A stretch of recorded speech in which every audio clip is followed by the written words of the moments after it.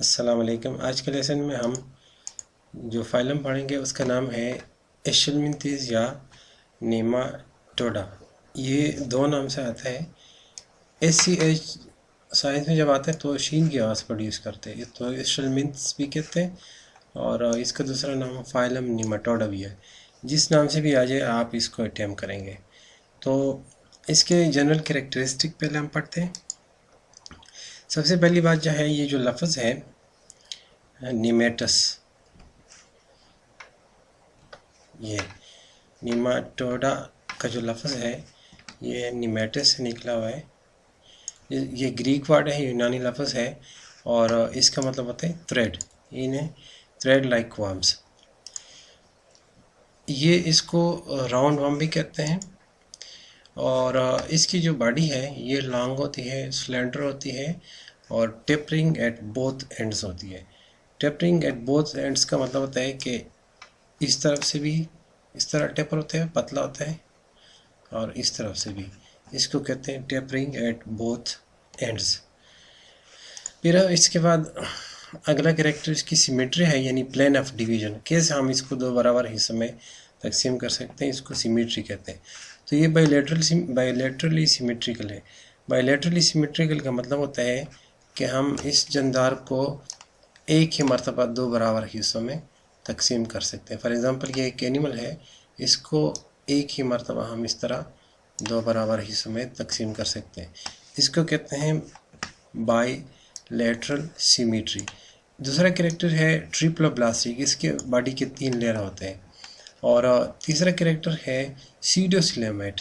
Coelom body cavity क्यों कहते हैं? इसमें ट्रू बॉडी कैविटी नहीं होती जैसे कि हमारी बॉडी कैविटी है, तो इसको सीडोसिलोमेट कहते हैं। अगला कैरेक्टर है नॉन सेगमेंटेड। ये इसकी जो बॉडी होती है वो सेगमेंटेड नहीं होती। अगला जो हम फाइलम पढ़ेंगे उसमें फॉर एग्जांपल आर्थ्रोपोड जो है वो इस तरह सेगमेंटेड होती है। इसकी पूरी बॉडी के इस तरह सेगमेंट बने हुए होते हैं। मैंने आपको पिछले फाइल में भी बताया था कि हर एक सेगमेंट में फिर आर्गन जो है वो भी रिपीट होते हैं। तो ये जो एनिमल है इस फाइलम के वो अनसेगमेंटेड होते हैं, यानी इसकी बॉडी डिवाइड नहीं हुई होती। नेक्स्ट कैरेक्टर है, इसके बॉडी के ऊपर सीलिया नहीं होते और सीलिया के बजाय एक हार्ड कवरिंग होती है इसके बॉडी के ऊपर, जिसको क्यूटिकल कहते हैं। ये अक्सर वो एनिमल जो कि पैरासाइट होते हैं, जो कि दूसरे ऑर्गेनिज्म के बॉडी के अंदर रहते हैं, उसको फ़ायदे देते हैं, उसको प्रोटेक्ट करते हैं। तो इसकी वजह से इसकी बॉडी के ऊपर क्यूटिकल पाया जाता है। रिस्पिरेटरी और सर्कुलेटरी सिस्टम जो है ये इसमें एब्सेंट होते हैं। और बॉडी फ्लूइड जो है वो ब्लड का काम करता है, यानी इसमें ब्लड नहीं होता, जिसमें अंदर जो फ्लूइड होता है वो खून का काम करता है, सर्कुलेशन इसके ज़रिए होती है। एलिमेंट्री कैनाल जो है वो वेल डेवलप्ड है। एलिमेंट्री कैनाल का मतलब होता है कि माउथ से लेकर एनस तक जो कैनाल है, जो ट्यूब है, उसको एलिमेंट्री कैनाल कहते हैं। ये माउथ से शुरू होता है, इंटीरियर पार्ट, और पोस्टीरियर पार्ट जो है वो एनस पे ख़त्म होता है। अगला कैरेक्टर है एक्सक्रीटरी सिस्टम जो है, ये तो लॉन्गिट्यूडनल कैनाल पर मुश्तमिल होता है और पोर एक मसाम होते सुरा होते हैं माउथ के पास, वहाँ पर ये ओपन होते हैं। नेक्स्ट कैरेक्टर इसका नर्व सिस्टम जो है उसमें जस्ट एक रिंग पाया जाता है नर्व सिस्टम में, और इसके अलावा कोई न्यूरॉन्स वगैरह इसमें नहीं होते। तो मसल जो है, मसल इसके ज़रा डिफरेंट होते हैं। ये लॉन्गिट्यूडनल बैंड्स होते हैं इसके अंदर। मसल 4 लॉन्गिट्यूडनल बैंड्स होते हैं। सर्कुलर मसल जो है इसमें एब्सेंट होते हैं। बैंड इस तरह के स्ट्रक्चर को कहते हैं लॉन्गिट्यूडनल बैंड्स, और सर्कुलर मसल जो है वो इस तरह होते हैं। तो जब बैंड इसके अंदर होते हैं तो ये वीपिंग मूवमेंट करते हैं चाबुक की तरह। ये फॉर एग्जांपल चाबुक है, ये इस तरह जाते हैं, वीपिंग मूवमेंट कहते हैं इसको। अगला कैरेक्टर है सेक्सेस जो है, यानी मेल और फीमेल जो है वो सेपरेट होते हैं। मेल अक्सर साइज़ में छोटा होता है और फीमेल साइज़ में बड़ा होता है। इसके बाद नेक्स्ट कैरेक्टर इसके जो है वो ये है कि ये आप यहाँ पे देख सकते हैं, दो एनिमल है। मेल जो है यहाँ पे आप देख सकते हैं ये साइज़ में छोटा है और फीमेल जो है वो साइज़ में बड़ा है। इसके बाद नेक्स्ट कैरेक्टर है रीजेनरेशन, यानी बाज़ एनिमल में जो लास्ट पार्ट होते हैं वो फिर दोबारा रीजेनरेट होता है। इस फाइलम के अंदर ये कैरेक्टर नहीं पाया जाता। तो टेस्टिस जो है वो लॉन्ग होती है, सिलेंडर यानी पतले, और काइल मुड़े हुए होते हैं। सेमिनल वेजिकल यानी जिसमें समझ जाता है वो भी पाए जाते हैं। और इजैकुलेटिंग डक्ट यानी जिस स्पर्म इजैक करते हैं वो भी पाए जाते हैं। ये रेक्टम के यानी लार्ज इंटेस्टाइन जो है उसके पास होता है। इस तरह ओवरी जो है वो भी दो होते हैं, यानी एक पेयर होते हैं, और बहुत ज़्यादा कायल होते हैं, मुड़े हुए होते हैं। इस तरह ऐसे मुड़े हुए और इसके अंदर पाई जाती है जोड़े की सूरत में। एग्जाम्पल जो है वो एस्केरस लम्ब्रिकाइडस है। एस्केरस लम्ब्रिकाइडस को आम ज़बान में हम पेट के कीड़े जो बड़े साइज़, ये जो आप देख रहे हैं ये पेट के कीड़े हैं, इसको एस्केरस लम्ब्रिकाइडस कहते हैं। ये एंडोपेरासाइट है। एंडोपेरासाइट का मतलब होता है ये बॉडी के अंदर रहता है। किधर रहता है? इंसान के इंटेस्टाइन में रहता है। और इंटेस्टाइन में भी स्मॉल इंटेस्टाइन जो है वहाँ पे ये पाया जाता है। ये एलांगेटेड है, आप देख सकते हैं, साइलेंट्रिकल है, पतला है, और टेपरिंग एट बोथ एंड है। ये देखिए इधर भी पतला है और इधर भी पतला है। ये इधर भी इस भी टेपरिंग है और यहाँ पे इस साइड पे भी टेपरिंग है।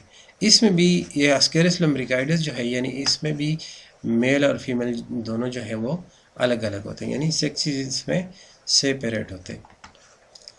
इसके बाद नेक्स्ट जो कैरेक्टर है इस फाइलम का वो ये है कि फीमेल का जो साइज़ है वो 6 से 16 इंच होता है और मेल का साइज़ जो है 6 से 12 इंचज़ होता है।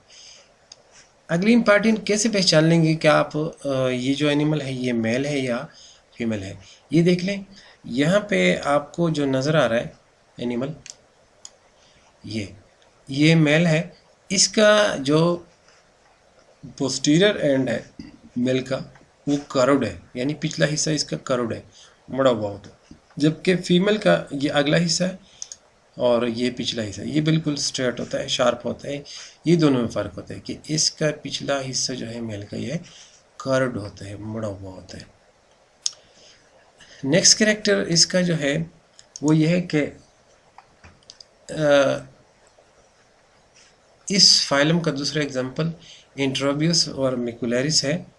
ये भी पेट के कीड़े हैं लेकिन ये साइज़ में छोटे होते हैं। ये वाला जो आप देख रहे हैं इसको कॉमनली पिनवर्म कहते हैं। ये भी बहुत ज़्यादा तकलीफ देह होता है, खासकर बच्चों में रात को बहुत तंग करते हैं।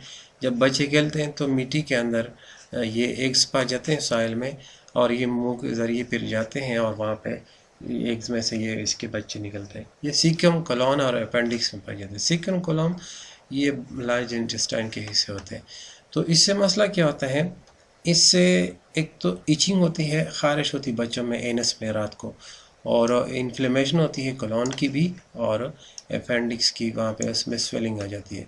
तो इससे क्या हो जाता है, एक तो इससे इंसोमिया हो जाता है, यानी नींद नहीं आती, और लॉस ऑफ एपिटाइट भी होता है, भूख भी बच्चों को नहीं लगती। तो ये दूसरी किस्म है इस फाइलम के एनिमल की। ये भी ह्यूमन एंडोपेरासाइट है जो कि बच्चों में अक्सर पाया जाता है।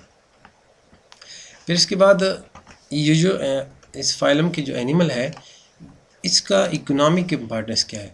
इम्पॉर्टेंस याद रखिए, इससे मुराद ये नहीं होते हैं, इम्पॉर्टेंस का नाम जब हम सुनते हैं तो हमारे जहन में फ़ायदे नज़र आते हैं। इम्पॉर्टेंस पॉजिटिव भी होता है और इम्पॉर्टेंस नेगेटिव भी होता है। तो पॉजिटिवली भी ये इम्पॉर्टेंट है और नेगेटिवली भी ये इम्पॉर्टेंट है। पहली बात यह है कि ये हर जगह पे मिलते हैं, फ्रेश वाटर और सेलाइन वाटर। फ्रेश वाटर होते हैं कि समुद्र के अलावा जो भी पानी है उसको इकोलॉजी की ज़बान में फ्रेश वाटर कहते हैं, और समुद्र का जो ओशन का जो पानी है उसको सेलाइन है, उसमें साल्ट ज़्यादा होते हैं और साइल में भी पाए जाते हैं, ज़ाहिर है। तो एक छोटी सी झुटकी लंप ऑफ साइल जो है इसमें आपको हज़ारों की तादाद में ये छोटे छोटे वार्म जो है आपको मिलेंगे। ये फ्री लिविंग भी है, पैरासाइट भी होती है। पैरासाइट में फिर एनिमल पैरासाइट है, प्लांट में भी है, और एनिमल दो एग्जांपल आपने पढ़े उसमें भी पाए जाते हैं। तो ये इकोनॉमिक लॉस बहुत ज़्यादा, हेल्थ सेक्टर में भी और क्रॉप सेक्टर में भी ये बहुत ज़्यादा इकोनॉमिक लॉस। ज़ाहिर इसके लिए मेडिसिन तैयार करनी होती है और देनी होती है, तो हेल्थ में भी और क्रॉप में भी बहुत ज़्यादा नुकसान करता है। फिर इसका फ़ायदा ये है कि फ्री लिविंग फार्म जो है वो डिकम्पोज करते हैं डेड ऑर्गेनिक मैटर को, और इससे साइल की जो फर्टिलिटी ज़रख़ेज़ी जो है वो बढ़ जाती है। और आखिरी जो इसका फ़ायदा है वो ये है कि ये फूड चेन और फूड वेब में बहुत अहम रोल प्ले करता है। फूड चेन और फूड वेब इकोलॉजी के टर्म है। फूड चेन का मतलब होता है कि एक ऑर्गेनिज्म को दूसरा ऑर्गेनिज्म करता है, फिर उसको तीसरा करता है, फिर इसको चौथा करता है। इस माहौल में जो ईटिंग और बीइंग ईटिंग का प्रोसेस इसको कहते हैं, फूड चेन को कहते हैं eating and being eaten. Eating and being eaten, इसको कहते हैं फूड चेन। तो बहुत से सारे फूड चेन जब आपस में मिल जाते हैं तो उससे फूड वेब बन जाता है, यानी इसको मुख्तलिफ जंदार करते हो तो उसको अगले जंदार करते हैं, और इस तरह माहौल में ये सिलसिला जारी रहता है। तो ये इसका एक फ़ायदा ये भी होता है कि फूड चेन और फूड वेब में भी अपना रोल प्ले करता है। और आज तक की इतना ही था, तो नेक्स्ट लेसन में इंशाल्लाह मैं पढ़ाऊँगा। Thank you very much.